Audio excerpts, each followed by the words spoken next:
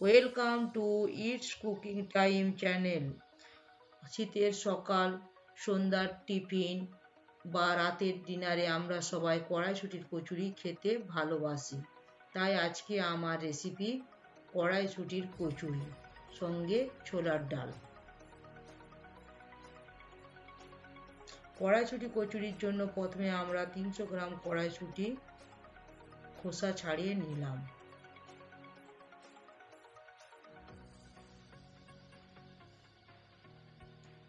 সব কড়াইশুঁটি খোসা ছাড়ানো হয়ে গেলে একটি মিক্সচার গ্রাইন্ডারের জারে কড়াইশুঁটিগুলো দিলাম।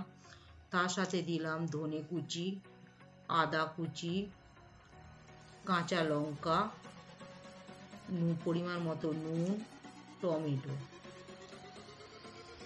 দিয়ে একটা মিক্স করে একটা পেস্ট বানিয়ে নিলাম।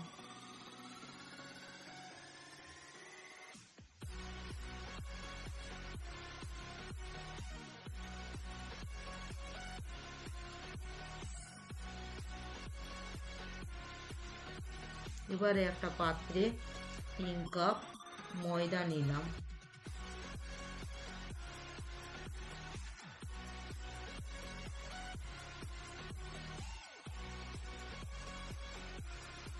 এবারে 1 চামচ নুন, 1 চামচ গুঁড়ো চিনি দিয়ে ভালো করে মাখালাম।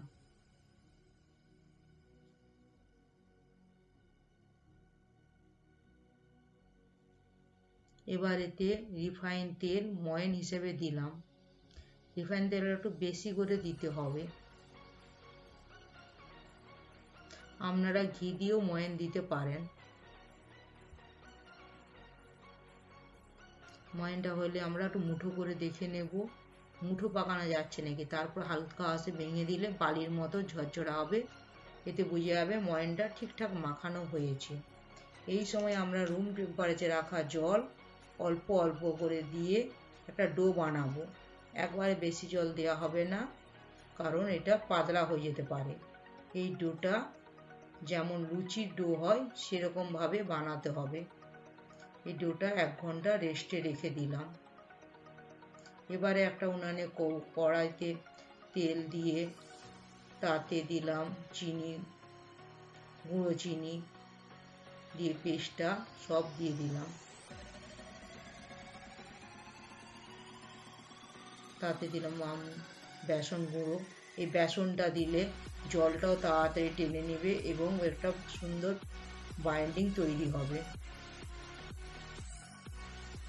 এবারে একটু ময়দাটাকে মতো বেলে নিলাম, বেলে তাতে একটু পুর দিলাম, দিয়ে যে এক্সট্রা অংশটা কেটে বাদ দিয়ে দিতে হবে। তাহলে কড়াইশুঁটিটা কচুরিটা সুন্দর হবে, পুরটা সবার মাঝখানে থাকবে।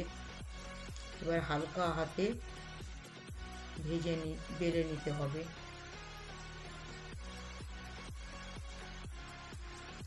এবারে ওভেনে কড়া বসিয়ে তাতে তেল দিতে হবে। তেলটা গরম হয়ে গেলে কচুরিটা ভাজতে হবে। এই সময় গ্যাসের ফ্লেমটা হাই ফ্লেমে রাখতে হবে। ভালো করে চেপে চেপে কচুরিটা লাল করে ভেজে নিতে হবে। আমাদের রেডি হয়ে গেল কড়াইশুঁটির কচুরি।